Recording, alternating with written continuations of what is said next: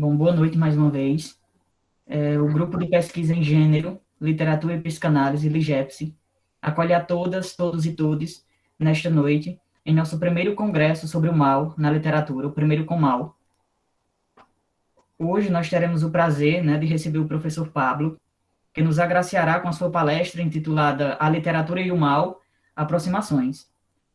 E aí, o Pablo, ele é bacharel e licenciado em Letras pela Universidade Estadual de Campinas, 1998, mestrado em 2001 e doutorado em 2006, em Teoria e História Literária pela Universidade Estadual de Campinas e pós-doutorado pela Universidade de Paris e pela Universidade de São Paulo em 2010.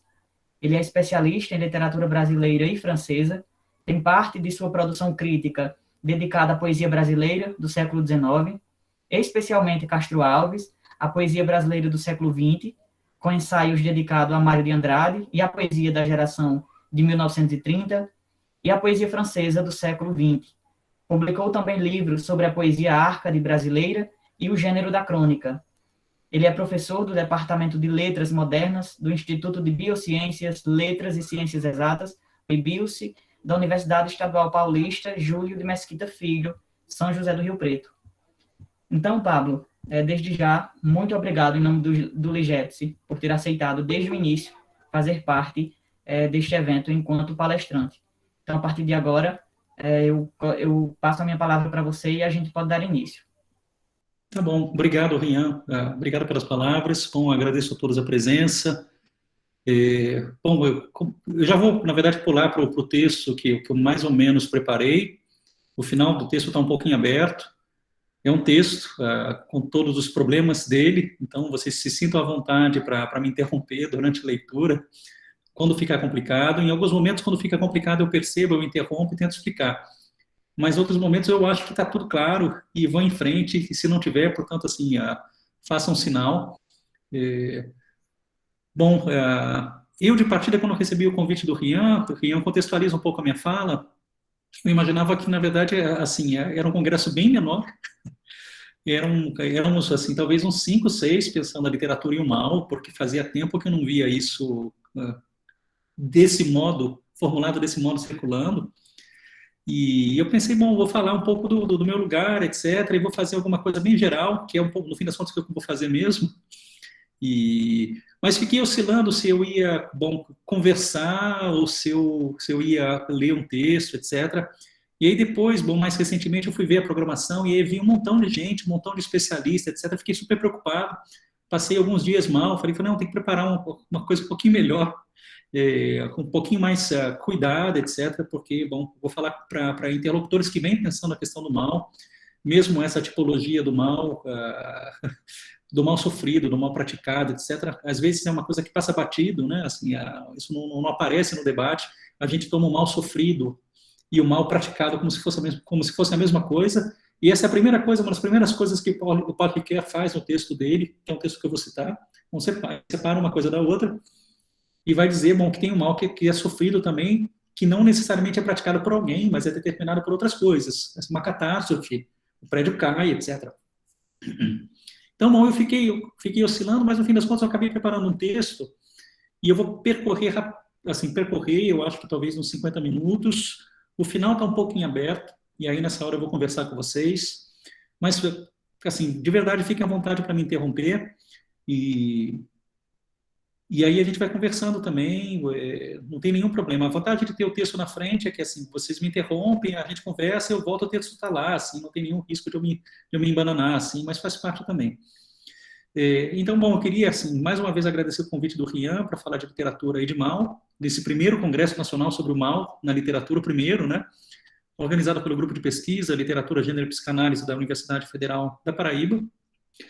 Bom, eu confesso que para mim é um prazer, né, ter vocês como interlocutores num tema que eu já venho percorrendo já há alguns anos na minha pesquisa, mas nunca de forma direta e sistemática, como o próprio Rian já assinalou, né, assim, eu não escrevi nenhum artigo sobre o mal, nenhum livro sobre o mal, e na verdade o mal apareceu para mim um pouco por acaso, um pouco pela minha pesquisa com literatura católica, e eu trabalhei com escritores que se converteram ao catolicismo no início do século XX, tanto na França quanto no Brasil.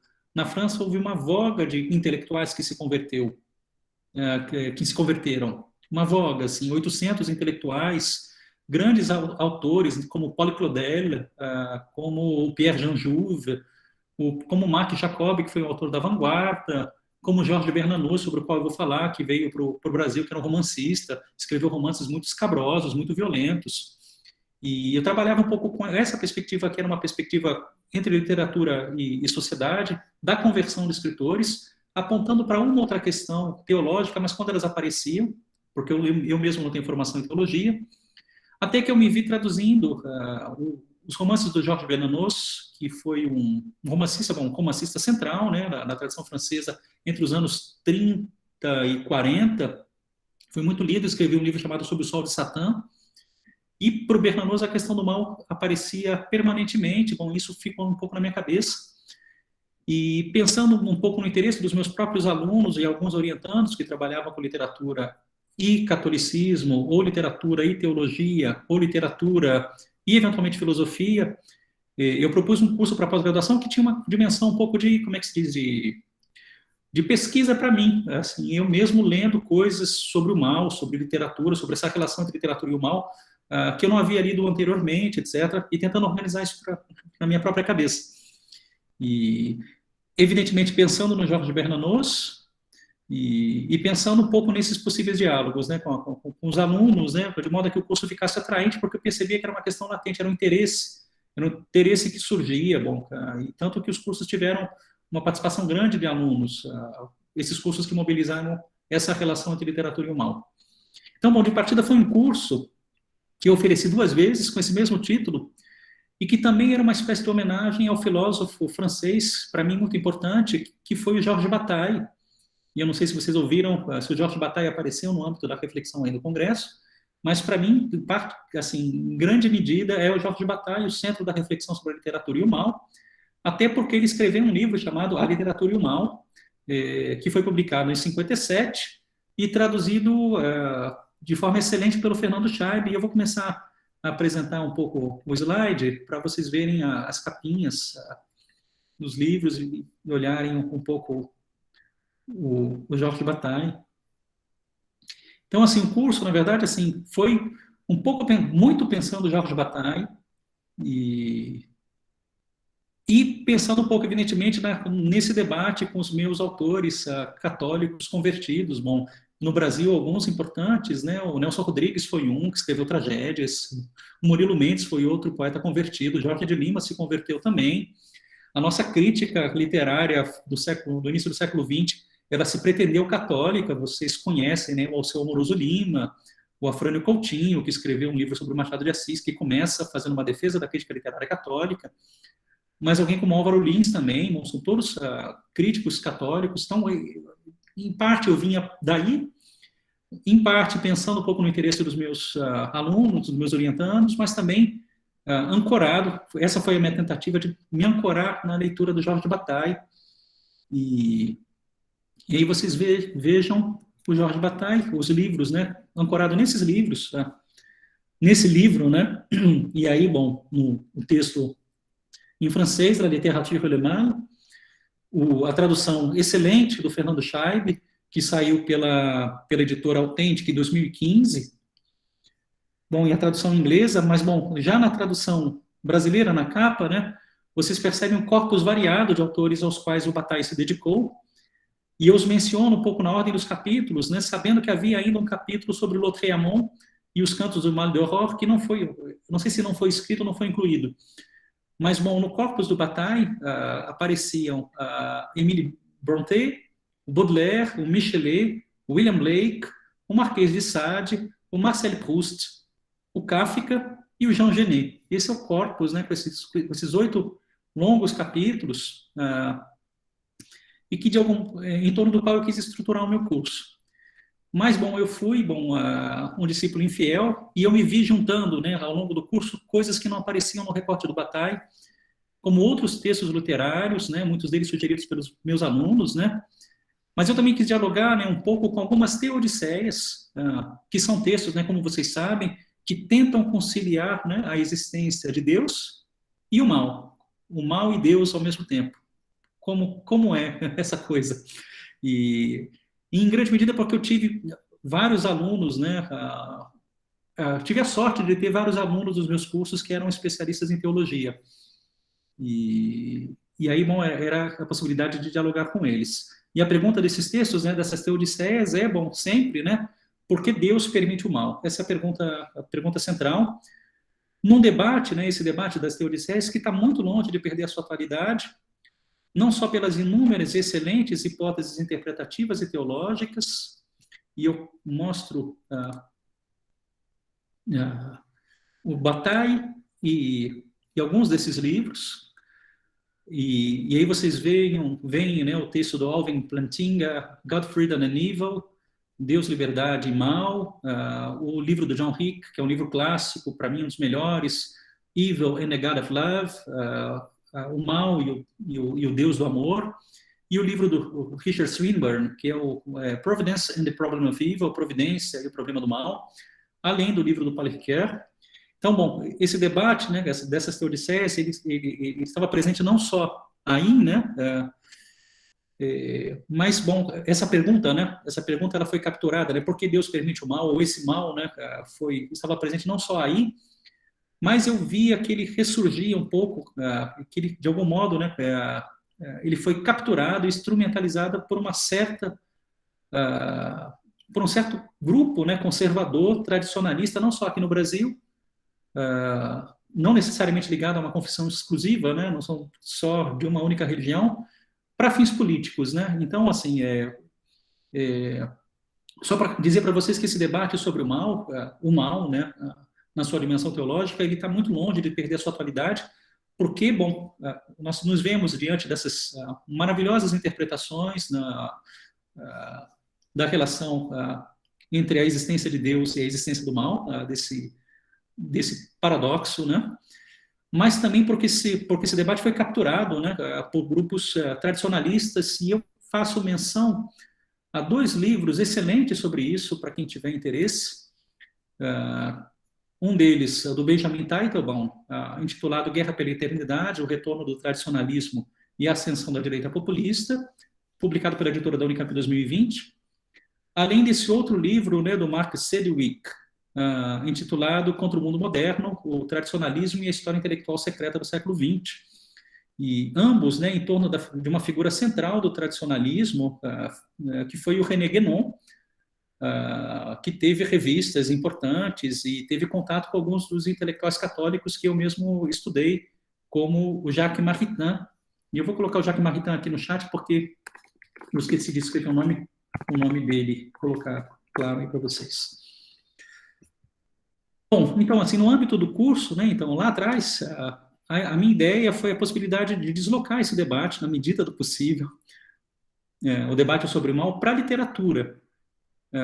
Até porque, bom, nesse espaço da teologia, da reflexão sobre as teodiceias, eu não me via nem um pouco, ainda não me vejo, nem um pouco confortável. Mas pensando, né, bom, nesse deslocamento, né, a partir de um trecho que eu acho que é muito provocador, se vocês quiserem me interromper no momento depois da leitura dele, fiquem à vontade, que é um trecho da Simone Weil sobre o mal, que eu cito e que está no livro O Peso e a Graça. A tradução ela é minha, né, mas eu sei que existe uma tradução recente da Leda Cartoon, que foi muito bem recomendada, mas que eu não tive a possibilidade de consultar até aqui. Então eu mostro para vocês o trecho, que é esse.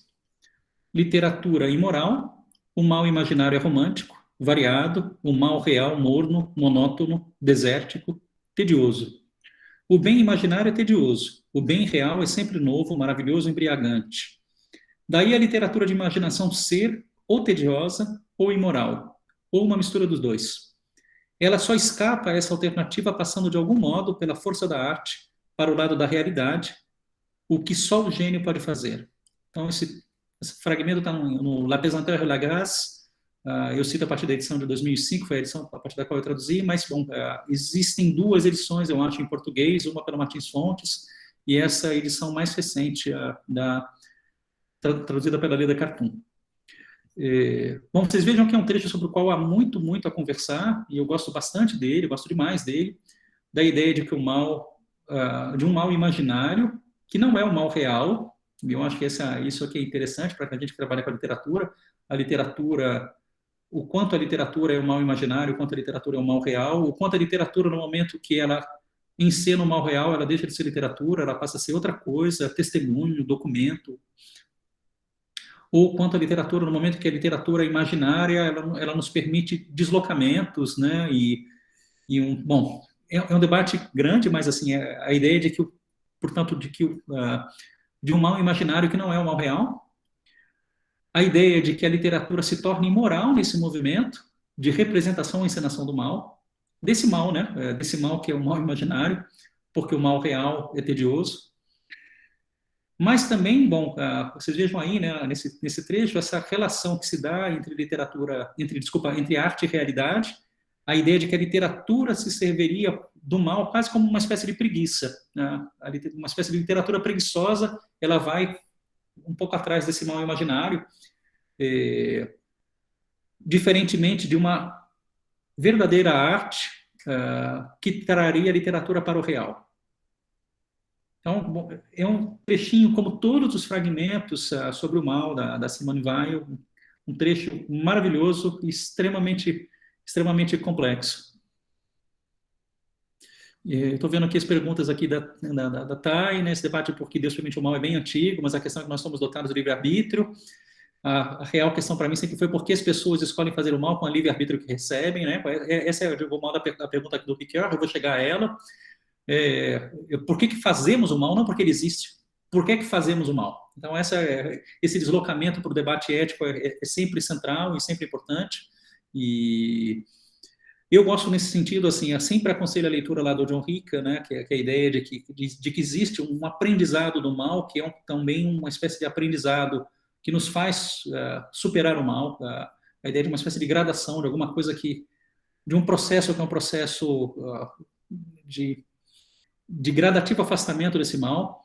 Eu vi que o Samuel, né, colocou o problema do mal, o argumento do mal, uma coisa bem antiga, ainda discussão hoje, esse é um debate, né, tem Odisseia, bom, várias teodiceias é um baita problema, exatamente, um problema super complicado, e aí, bom, por isso a minha vontade, né, de deslocar para a literatura, mas na hora que eu desloco para a literatura, a gente dá de frente com um trecho como esse da Simone Weil, que vai dizer que esse mal da literatura é um mal imaginário, ou um mal quase preguiçoso, né, de alguém que não tem um gênio para trazer a arte para a realidade. Assim, bem controverso e interessante. Mas é um trecho assim, que a gente poderia colocar ao lado, com as devidas distâncias, de uma fala do Georges Bataille, que ele fez na televisão, e eu insisto que a gente poderia passar muito tempo lendo a Simone Weil, e muito tempo confrontando a Simone Weil com Bataille, que estão muito longe de falarem do mesmo lugar. O Bataille, nessa entrevista, ele diz, e eu acho que isso é uma coisa que também me provoca, que a literatura é sem graça, entediante, sem o mal. Sem o mal, a literatura é sem graça, entediante. Então, mas bom, e aí, bom, eu me vi, então, assim, mas eu me vi assim, para além disso, né, as voltas com algumas outras noções, com alguns outros conceitos, como os de trágico, de grotesco, de testemunho, que foram surgindo ao longo dos debates em resposta a eles, né, a esses debates, e que me permitiram, no limite, né, com todos esses desdobramentos, eu estou vendo o Leonardo, né, o Agostinho, né, tenta colocar o mal como um desvio da natural da substância suprema que é Deus, né? Isso, o Agostinho é sempre central, né, para esse debate, né? E, em grande medida, né, na verdade, assim, o debate se dá entre o Santo Irineu e o Santo Agostinho, e uma boa parte das teodiceias recentes vão tentar um pouco colocar um do lado do outro e responder um pouco pelos dois. Mas é sempre, de fato, no âmbito da teodiceia é esse, mas no âmbito da ética, né, a questão é um pouco o lugar que propõe a Thay Gomes, né, que é, bom, por que escolhemos fazer o mal? E essa é uma das dimensões do mal, porque, bom, entre o mal que fazemos e o mal que sofremos, existe, de fato, uma ruptura, né, que era um pouco o que eu conversava com o Rian antes da gravação. Então, para além desse debate sobre o mal, desse debate sobre o mal na literatura, né, eu me vi às voltas, né, na hora que a gente aciona essa relação, né, com alguns outros conceitos que foram aparecendo, né, e que eu não tenho, evidentemente, a menor condição de responder, de percorrer aqui.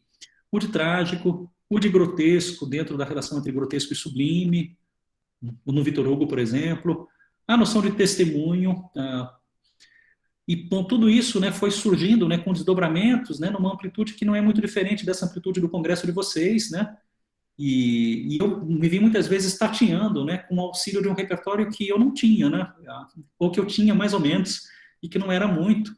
E aí, bom, eu fui ler, em virtude desses debates, né, eu fui ler um pouco com os alunos o Fausto do Goethe, fui ler um pouco, como é que se diz, o Dante, fui ler um capítulo do Auerbach que fala da influência do Dante no romantismo. Então, bom, havia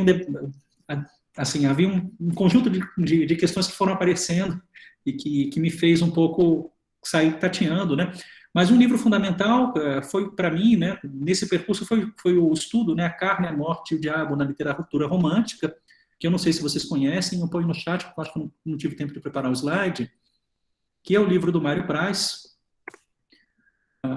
traduzido pelo Filadelfo Menezes e publicado pela editora da Unicamp, e até onde sei, e sei mesmo, né, porque esse livro assim, ele custa super caro atualmente, etc., ele está fora de catálogo. Então, bom, por um lado eu me vi pensando, né, nesses outros conceitos, e me vi pensando mesmo em alguns desdobramentos, né, sobretudo a partir da noção de testemunho, que foi um pouco, como é que se diz, foi um pouco a minha formação na Unicamp, né, eu fui aluno da Jeanne-Marie Gaillebin, e eu lembrava que ela falava de um aspecto, de uma duplicidade que existe por trás da noção de testemunho e que aponta para esse mal, para um mal absoluto, né? E a gente tem que pensar na literatura testemunhal, né, dos sobreviventes, né, dos sobreviventes do Holocausto, etc., no Primo Levi, que é uma duplicidade entre narrar o que aconteceu e afirmar ao mesmo tempo que o que aconteceu não faz parte do narrável. Narrar o que aconteceu e de afirmar ao mesmo tempo que o que aconteceu não faz parte do narrável. Esse mal, para mim, ele está muito distante, assim, já de cara, do mal proposto, desse mal imaginário, conforme evocado pela Simone Weil.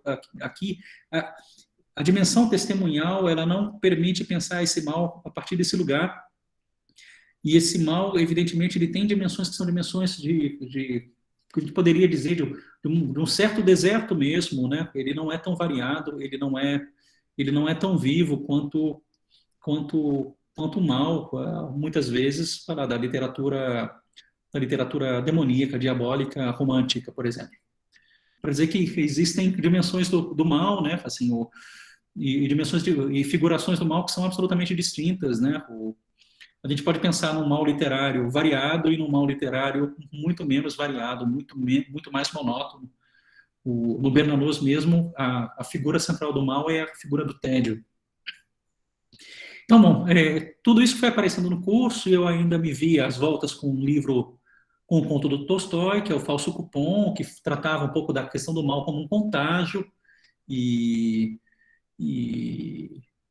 surgiram ainda outras questões, eu vou passar rapidamente por elas, né? Bom, a ideia de pensar algo como uma espécie de má literatura, acho que esse é um outro tema que é um tema interessante, de uma literatura ruim, assim, de uma literatura mal escrita, mal feita, deliberadamente mal organizada enquanto discurso, possivelmente vulgar, etc., e que me fez lembrar, bom, em um certo desejo de uma certa fotografia documental, etc., de uma arte sem arte, crua, bruta, direta, imperfeita, desfocada, etc., que eu encontrei, bom, na reflexão de um teórico chamado Jean Galard, um teórico da arte chamado Jean Galard, e que, bom, me deslocou, assim, me fez me deslocar no âmbito da literatura para um desejo, que era um desejo também de alguns alunos, de ler narrativas policiais ou narrativas de faits divers,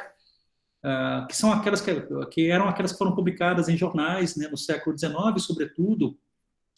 E daí essa imagem do Alphonse Bertillon, que eu coloquei na capa da exposição, e que eu reproduzo novamente para vocês. Eis aqui a imagem, essa foto do Alphonse Bertillon, desse senhor aí assassinado, né, estirado no chão no seu quarto, etc. Ela está no catálogo chamado Crime e Châtiment, Crime e Castigo, que foi organizado pelo Jean Clair, É um catálogo que reúne para vocês, bom, para mim, né, que trabalhamos com a questão do mal, né, do crime, etc. Ele reúne vários capítulos interessantes, é uma coletânea, né, de diferentes autores. Então, tem um capítulo, por exemplo, do Daniel Sang-Soo sobre as cabeças cortadas na literatura do século XIX. Cabeças cortadas, tá? E o Sang-Soo assinala, por exemplo, no rodapé desse capítulo, né, a presença dessas cabeças na literatura e uma relação delas, né, com um tema que é um tema interessante, que é o tema dos revenants, os mortos que não foram embora, que voltam, e que ressurgem para assombrar os que ficaram. E aí toda a dimensão de uma espécie de culpabilidade, evidentemente, assim, de um morto que não consegue resolver seus problemas na vida e precisa voltar para atrapalhar. Bom, já estava no Shakespeare, né? Assim, já estava lá no Hamlet. Ou dos vivos, né? Que imaginam que os mortos permaneçam por ali, né? Assim, eles não necessariamente precisam vir, mas a gente imagina que eles estejam ali como se a gente, de algum modo, estivesse resolvendo coisas ainda com eles, né? Ou, no sentido, culpados por alguma coisa que fizemos com esses que morreram. Então, esse tema do revenant, que surge na forma das cabeças cortadas, é um tema interessante da literatura, né? Que lida com aspectos que são aspectos da culpa, no momento, né, da popularização das mesas giratórias, como vocês sabem, né? O Victor Hugo organizou mesas giratórias, etc. E são, portanto, cabeças que falam, que se comunicam com os que ficaram, desses mortos, né, que não teriam se despido totalmente da sua existência terrena. Para dizer que, bom, alguns fenômenos, assim, para uma parte algumas crenças, né, que falam de uma morte que é uma morte gradativa, né, não da morte, assim, decisiva, né, morreu, mas de uma espécie de movimento gradativo de afastamento da condição terrena, e esses mortos ficariam vagando aí por um tempo, num espaço da culpa, etc. Esse é um tema literário do XIX, e, bom, aparece um pouco em algumas doutrinas, né, no Espiritismo. Então, bom, então, ele nos lembrava também, né, o Sang-Soo, nesse capítulo, né, de algumas outras coisas. Bom, em primeiro lugar, das degolações em massa, com a invenção da guilhotina e a Revolução Francesa, e aí, portanto, algo de uma violência revolucionária. E eu falo isso para lembrar que dessa literatura revolucionária que foi violenta, anticlerical, e vocês lembram do Marquês de Sade, erótica, pornográfica, algo muito pior do que isso.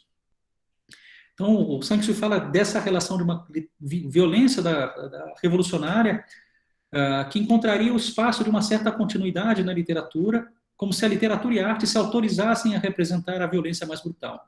Então, agora eu posso, né, porque de algum modo essa violência existe. Embora nunca seja só isso, né? Bom, essa autorização, né, ela passou por lugares de cultura, passava, evidentemente, por lugares de cultura, como vocês sabem, né, em que houve a representação da decapitação. Então, bom, o episódio da Salomé e do São João Batista, né, recuperado pelo Oscar Wilde, é um deles. As representações da Medusa, que aparecem no estudo do Mário Price, é um outro exemplo. Mas a gente lembra também do corpo fragmentado do Frankenstein, da Mary Shelley, né? O espaço da mutilação corporal é um espaço que surge aí nessas narrativas do XIX, e que encontram muitas vezes a autorização do próprio espaço do jornal, né? Onde estavam muitos escritores, porque os crimes, né, e as narrativas imaginárias dos crimes, elas muitas vezes estarão, né, nesse mesmo lugar, que é o jornal, a notícia e o rodapé, etc. Dessa literatura, né, muitas vezes do realismo, naturalismo, né, que convoca lugares de violência real e cultural, né, esses dois espaços, né, eu estou pensando um pouco no Leonardo, que trabalha com Smans, esses dois espaços, né, do real, da violência real, evidentemente, dos crimes que estão estampados nos jornais, mas de alguma dimensão que é cultural também, dessas outras cabeças cortadas lá para trás, né, da literatura, do texto religioso. E aí, bom, a arte e a literatura ganham, portanto, uma espécie de pé na realidade, né, e servindo-se, né, bom, no caso aí de narrativas de crime, né, de um tipo de construção típico do inquérito policial, como vocês sabem, né? Primeiro temos o crime, em seguida a narrativa do esclarecimento do crime, e aí na exposição, né, por exemplo, foi exibido um molde aí que eu mostro para vocês do Henri Jacques Pronizy, que foi guilhotinado em 87 por um triplo homicídio. Olha aqui o molde dele.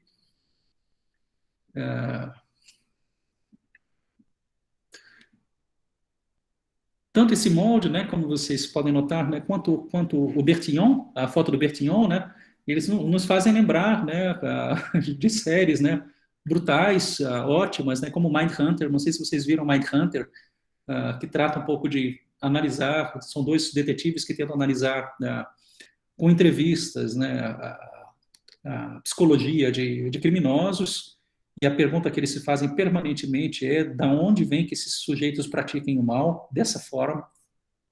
Então essa é uma pergunta permanente, e a certa altura os próprios detetives eles se veem absolutamente perturbados. É uma série que eu aconselho que vocês vejam, sobretudo a primeira temporada, a segunda é ruim, mas também aparece numa série como Dexter, que eu imagino que alguns de vocês conheçam, né? E eu penso tanto aqui, nessa imagem, quanto na imagem do Bertillon, na ideia desse congelamento do corpo paralisado e da cena que deve ser preservada para a investigação e que encontra sua contrapartida na própria fotografia, né? Que registra, mas também organiza o olhar com todas as suas réguas e perspectivas. Deixa eu voltar lá. Com todas as suas regras perceptíveis, eu cortei a régua, mas tinha uma régua aqui do lado da imagem, etc., para um pouco ajudar a medir a distância do morto com relação aos objetos, etc. É uma foto que auxilia no processo do inquérito, né? E que criam, né, assim, tanto uma ilusão de ciência com essas réguas, né, mas também de presença, né, a de que somos, né, nós, uma presença nossa, a de que estamos, né, no mesmo lugar do assassino, e de que vemos a cena tal qual ele nos deixou a cena, né? E, bom, vocês sabem, né, que essas séries com serial killers, né, são um lugar recorrente da confrontação com o mal e da pergunta sobre o mal, né, da pergunta sobre por que fazemos o mal ou o que faz que façamos o mal. E aí, bom, se vocês quiserem, vocês podem ir no Google e colocar, vocês vão encontrar no Google, né, uma pergunta que é uma pergunta ótima, as pessoas colocam lá se Dexter era evil. Essa é uma pergunta que está lá no... volta e meia aparece em algum chat, algum fórum. Será que o Dexter era, de fato, o mal, né, ou o demônio? Então, bom, eu peço, portanto, assim, o Dexter é ícone, né? Então, assim, eu peço desculpas pela generalidade da formulação, né? Que em grande medida veio a revelia e que acabou indo para o título da minha fala de hoje, para dizer que eu ficarei um pouco nela, né? Assim, nessa generalidade, para depois avançar duas ou três coisas no sentido do trágico, pensando que o Bataille foi leitor do Nietzsche, que foi o autor do Nascimento da Tragédia, que o Bataille via como o filósofo do mal. Então, o Nietzsche era o filósofo do mal para o Bataille.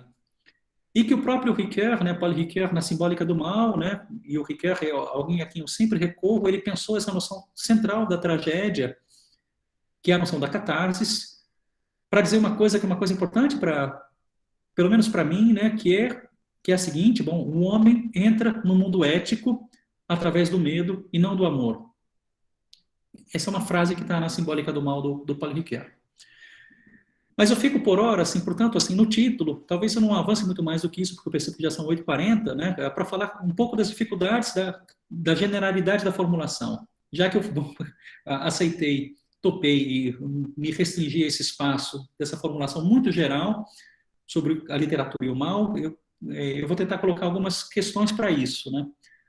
A primeira delas é um pouco o que eu vinha falando no início, antes de soltar a gravação, que é o fato de que a gente fala cada vez menos de algo que seria da ordem da literatura, que é a ideia de que possamos chamar um conjunto de textos de literatura e outros não, e que é um debate que já se fez de forma bem mais veemente e que passava pela noção de valor.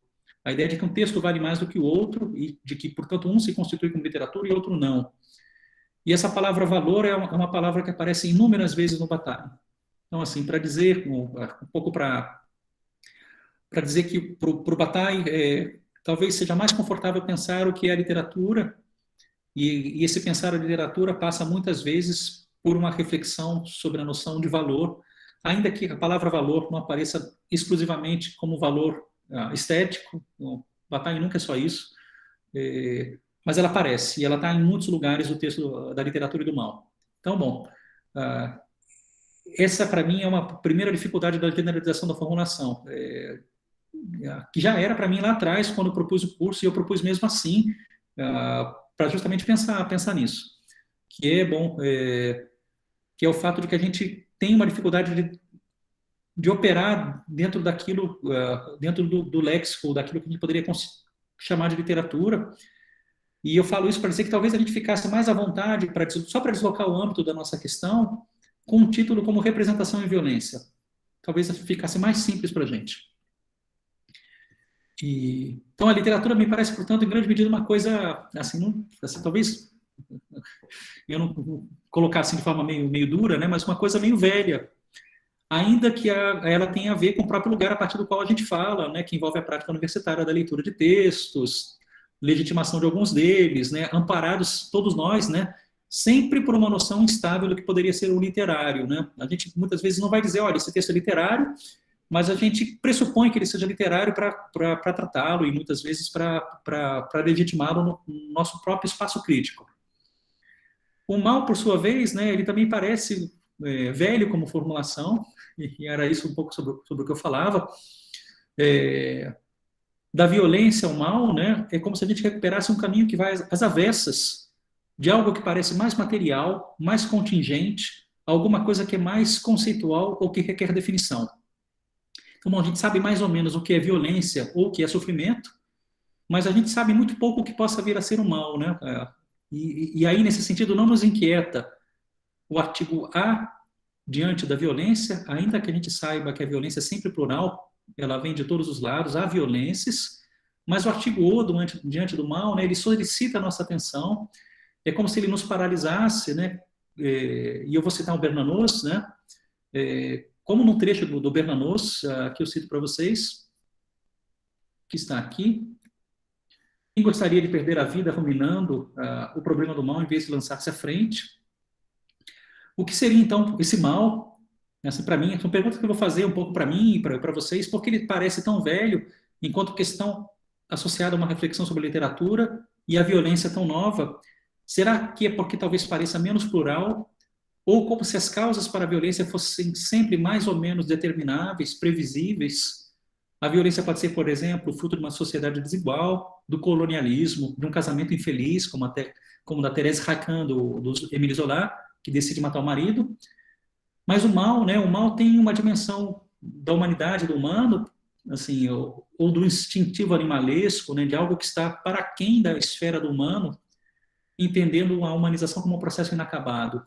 Então, nós vamos nos humanizar e, enquanto isso, somos animais e matamos, né? O mal ultrapassaria, assim, portanto, uma determinação precisa, né? Ele diria respeito a uma espécie de origem, né, que pode retirar, diluir ou apagar a pertença histórica minha, né, do agente, que somos nós, né, desse mal. Eu faço mal, assim, mas assim, eu faço mal por alguma razão que eu não sei muito bem qual é, e não necessariamente ligada à minha história ou à história onde estou, né? Então, assim, o mal, né, ele lida assim com dimensões de responsabilização, mas também de destino. Ele lidaria com dimensões de responsabilização, mas também de destino ou de acaso. O Georges Bataille, né, ele vai dizer, contrariamente, que o mal está relacionado com a liberdade e que esta é sempre uma abertura à revolta, que o mal é um modo de pensar não conformista, não convencional, ao passo que o lado do bem é aquele da submissão e da obediência. O bem estaria ligado ao caráter fechado da regra, segundo ele. O mal, não. Então, assim, vocês vejam que são questões muito complexas e há muitas respostas para elas, né?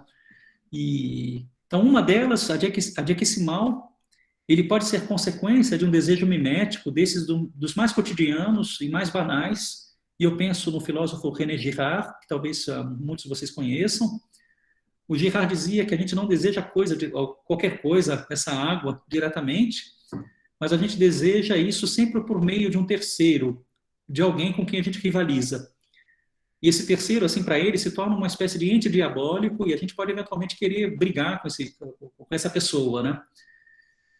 E aí, bom, eu lembro para vocês disso, né, para dizer que no Girard, né, esse desejo mimético, ele vai engendrar tanto uma reflexão de caráter teológica, envolvendo o cristianismo. Isso aparece num livro chamado Le Bouc Émissaire, O Bode Expiatório, quanto de natureza política, sobre a guerra e o extermínio, um livro chamado Achevé Clausewitz, que foi traduzido pela editora Realizações. Mas o René Girard propõe a presença desse desejo mimético, dessa rivalidade. Ele localiza, né, essa rivalidade no centro da trama de autores tão díspares quanto o Cervantes, o Stendhal, o Flaubert, com atenção, por exemplo, a todo o vocabulário da inveja no Shakespeare. Tem uma enorme atenção no artigo que ele escreve sobre Shakespeare, a esse vocabulário da inveja. Então, bom, Girard vai dizer que o nosso desejo seria sempre o desejo segundo o outro, e ele formula isso da seguinte maneira, e eu cito para vocês: para que um vaidoso deseje um objeto, basta convencê-lo de que esse objeto já é desejado por um terceiro, a quem se agrega um certo prestígio. Então, bom, esse desejo, né, ele vai ver como uma espécie de doença, em função da possibilidade desse rival estar distante ou perto, etc. E ele vai um pouco percorrer isso no Stendhal, no Dom Quixote, etc. Então, bom, eu dou esse exemplo, né, para dizer um pouco como existe uma solicitação mútua entre a literatura e o mal, e foi isso, de algum modo, fez arriscar o caminho de compreensão, já nesse curso, mas ainda hoje, né, com todo o caráter de tentativa, de ensaio, de incompletude. E me interrompam, né, assim, se vocês acharem que está muito complicado, assim, para mim me parecia que era uma solicitação permanente, né, a ideia dessa relação entre literatura e o mal. Mesmo com essas dificuldades, com todos esses desdobramentos. Por duas razões, e eu acho que assim, se a gente puder ficar com essas duas razões aqui para a nossa conversa, elas já são suficientes, né? A primeira delas é que, assim, para mim significava que falar da literatura... que não havia a possibilidade para mim, né, de falar de uma literatura, pensando no Bataille mesmo, sem pensar o mal. Falar de uma literatura que... e aí, portanto, pensar uma literatura que precisa de um certo mal, precisa de um mal-estar para se legitimar como literatura.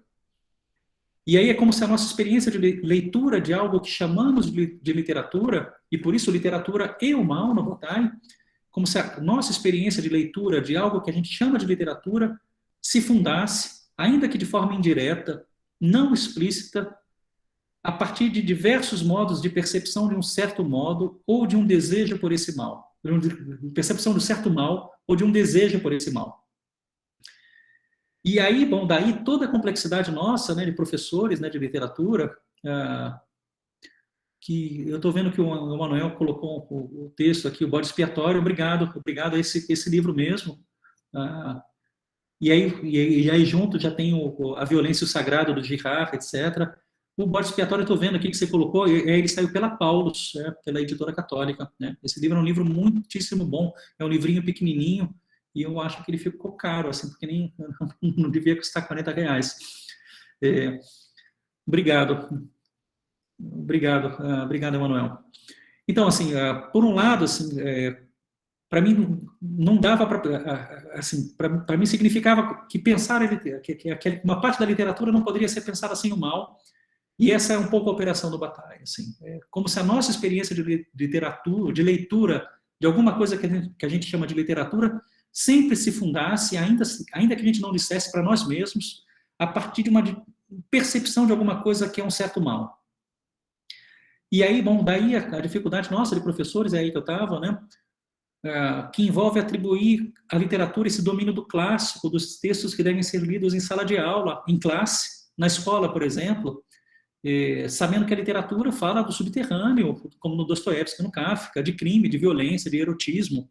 Então, a ideia de uma literatura que se ensina, sabendo que, em grande medida, a literatura é esse espaço de uma certa percepção, ou que testa, muitas vezes, os nossos limites éticos, morais, etc. Bom, nesse embate, isso me parecia complicado, e esse é um debate permanente que a gente faz. Bom, então, bom, esse caminho, que é ainda o primeiro, depois eu vou para o segundo, ele dizia para mim uma coisa que era uma coisa geral, mas importante, e aí eu não sei se vocês concordam, vocês podem discordar, que é a ideia de que a literatura só é literatura na medida em que solicita uma dimensão do mal. A literatura só é literatura na medida em que solicita uma dimensão do mal. Como se a literatura se colocasse sempre como questão, às avessas, à felicidade do homem.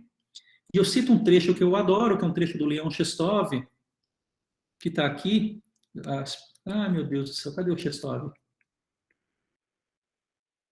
Espera aí, o Chestov sumiu do meu negócio. Mas eu leio bem devagarzinho para vocês, ou eu abro rapidinho. Deixa eu só fazer uma coisa. Visualizar o navegador. Deixa eu só... deixa eu colocar para vocês, senão fica muito, muito chato e muito sem graça.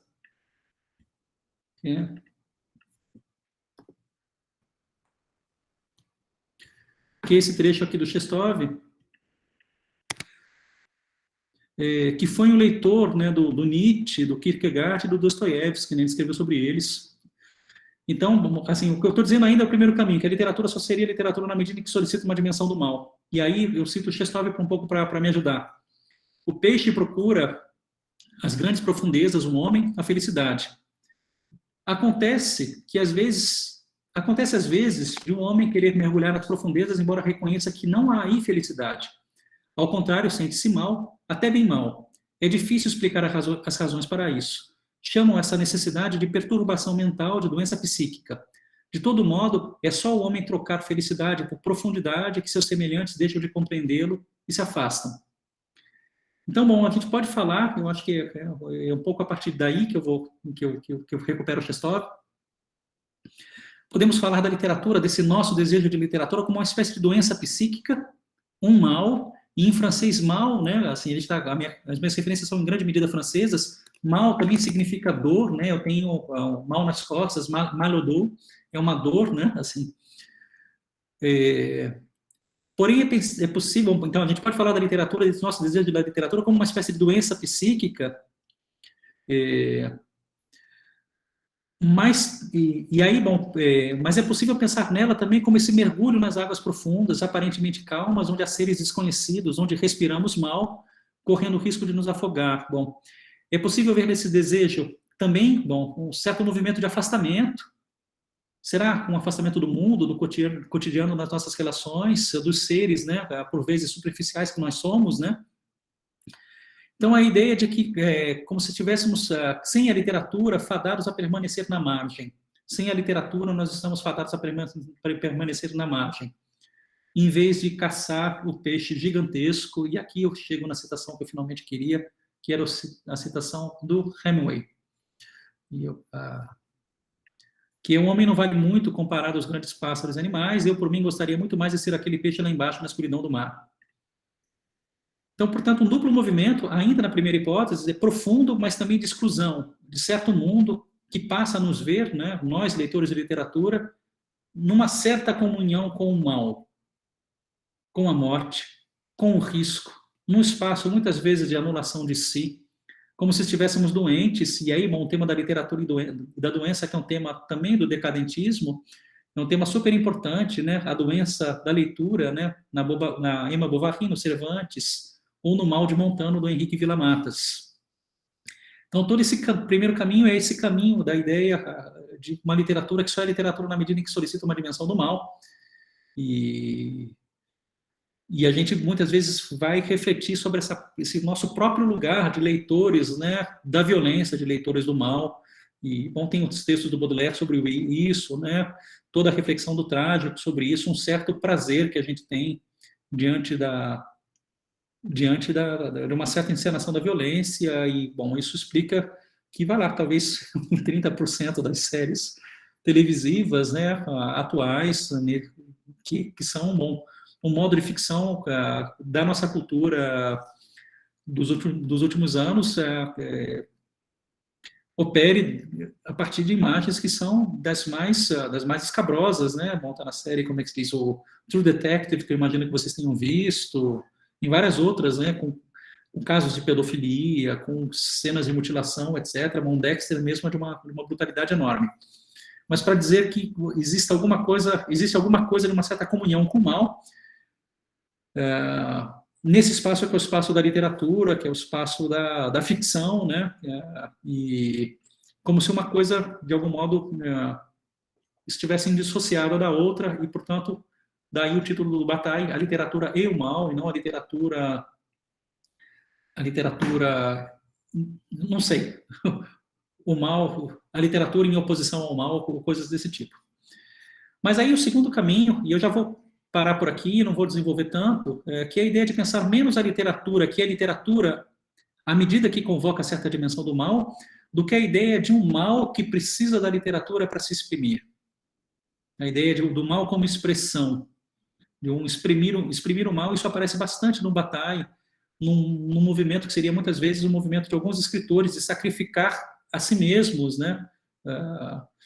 E de dar vazão numa espécie de movimento que talvez seja um movimento de sublimação, pensando no conceito freudiano. Então, eu acho que existe um caminho, uma dimensão muito produtiva em pensar nesse segundo caminho, e é como se a gente deslocasse com ele a ideia de refletir sobre qual a origem do mal, né? Assim, não se trata mais disso. E eu até vou saltar um pouco as citações que eu ia trazer para vocês, do Nietzsche, do São Paulo e do Gênesis, né? Não se trata mais disso. O próprio Kant, né, ele afirma que não existe para nós razão compreensível para saber de onde o mal moral poderia ter vindo até nós. O Kant diz isso, não existe razão compreensível para saber de onde o mal moral poderia ter vindo a nós, ele seria incompreensível. Então não se trata dessa questão, e também não se trata de uma outra questão que aparece no Ricoeur, né, assim, que é um pouco essa, né, que é de onde é que façamos o mal. Então o Ricoeur, e aqui eu respondo um pouco a Thay, né, pode perguntar aqui, não, estou vendo que eu Rian, desculpa Rian. Então eu vejo a questão da Thay, né, que era isso, né, o Ricoeur, né, ele reforça o quanto essa questão do mal, né, evidentemente ela está num espaço que é o espaço do ato, da vontade, do arbítrio. E o Paul Ricoeur tem um livro sobre a filosofia da vontade, que é um livro impressionante, assim. Então o mal ele está numa esfera prática desde o texto do Kant, né, a religião nos limites da simples razão. E nessa esfera do agir, nessa esfera da ação, o mal pode ser combatido. Como ele é uma coisa que se faz, né, eu posso combater esse mal, a não ser, né, quando esse mal, ele, como é que se diz, quando esse mal ele vem de catástrofes naturais ou de vítimas inocentes, por exemplo.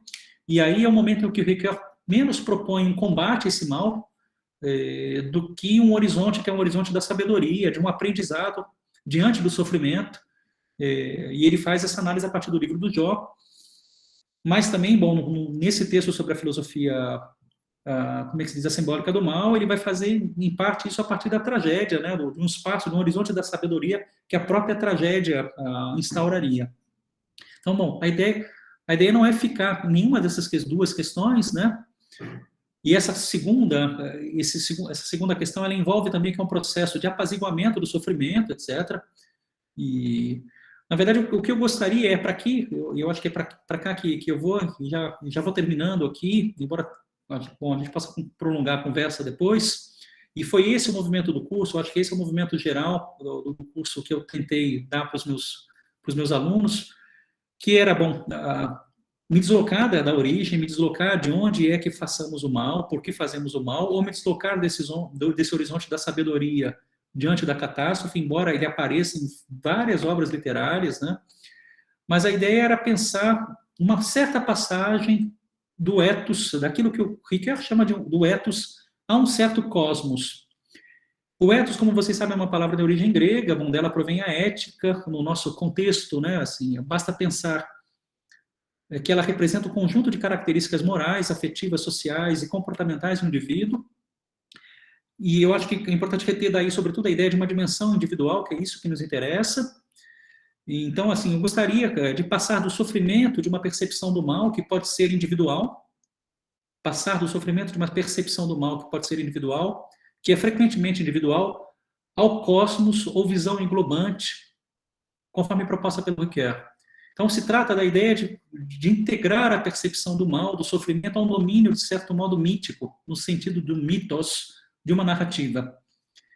E aí é um momento que o Ricoeur, né, ele propõe, né, que existe, né, bom, diferentes narrativas fundadoras e religiosas, né, que vão dar sentido a esse mal, mas a ideia era deslocar isso dessas narrativas fundadoras, e foi nesse sentido que foi o curso, né, para a literatura, a partir das seguintes questões, e eu faço várias delas para vocês e já concluo.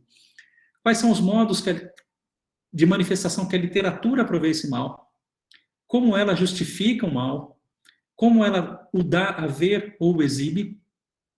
E o dar a ver ou exibe diz muito sobre o que ela é e diz muito sobre o que nós somos, um espaço, inclusive, que pode ser de um certo voyeurismo nosso diante da violência. Outra pergunta, seria a literatura um lugar que encena, produz uma fenomenologia da experiência do mal? Será que a nossa experiência do mal, e aqui bem antes Simone Weil, a nossa própria experiência do mal, ela, do mesmo modo que a nossa experiência do tempo, e eu estou pensando no tempo e narrativa do Ricoeur, ela não passa por uma espécie de fenomenologia da experiência do mal que vivemos, em grande medida, de forma imaginária, através dos textos literários? Então, bom, a ideia de que sofro diante da morte de um parente, porque, de algum modo, esse sofrimento diante da morte de um parente é um espaço de um certo lugar cultural que passa, eventualmente, pela literatura. Para dizer que outras culturas podem sofrer menos diante da despedida dos parentes, e algumas são, às vezes, festivas. Então, bom, isso poderia ser um debate. Ainda que talvez acho que o meu exemplo não é muito bom. A gente pode ver aí um desdobramento hermenêutico da experiência do mal, né? A literatura como um desdobramento hermenêutico do mal, isto é, compreender a experiência, por exemplo, do pecado, do mal, da culpa, também não é interpretar alguns dos modos de linguagem nos quais essa experiência se manifesta. Não é interpretar a nós mesmos diante desses modos de linguagem. Então, a culpa não é, de algum modo, essa experiência de um modo de linguagem em que se dá a culpa, em que se dá o pecado, em que se dá o mal, que muitas vezes é o modo da confissão, por exemplo, que aparece, claro, na literatura. O mal, portanto, não é, de certo modo, uma certa confissão do mal, ou o pecado não se torna pecado na mediação, que de algum modo representa a confissão, no momento que o torna linguagem. Retrospectivamente, portanto, assim, vejam um espaço de questões, né? O mal seria, portanto, assim, em grande medida o mal narrado, ou ele não seria mal, esse mal narrado, assim, ele seria um certo mal, ele precisaria ser dito ou imaginado.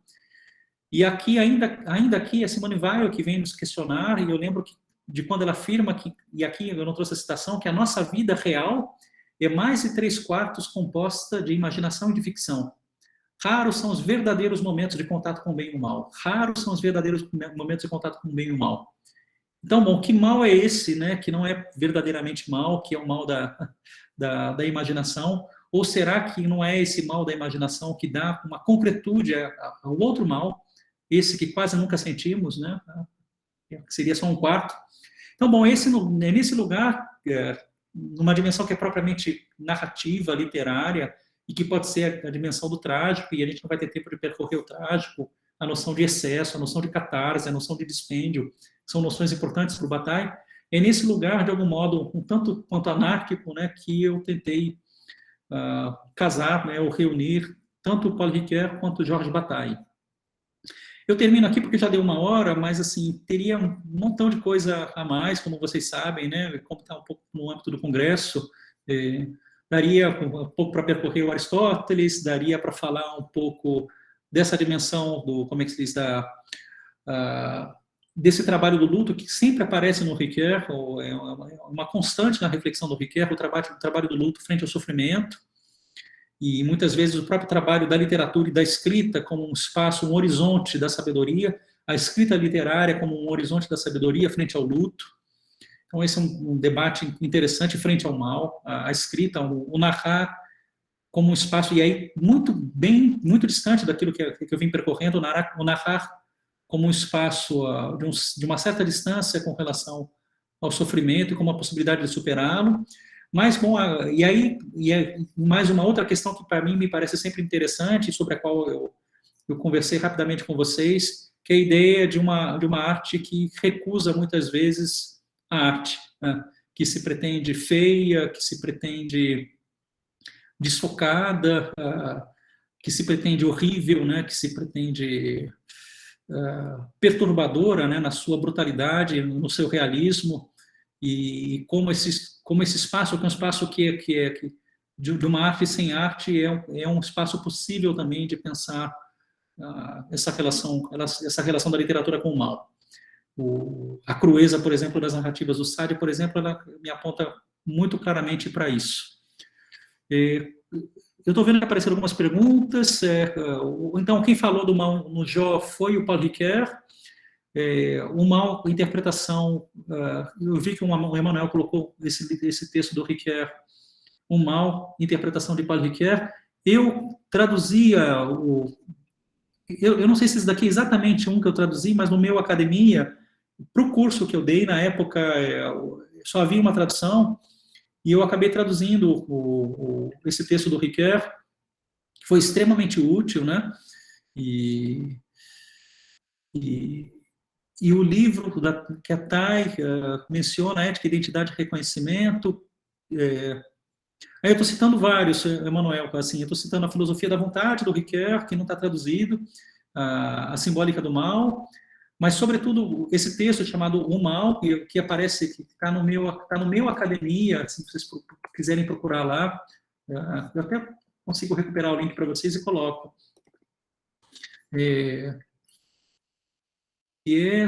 Só um minutinho, já acho aqui.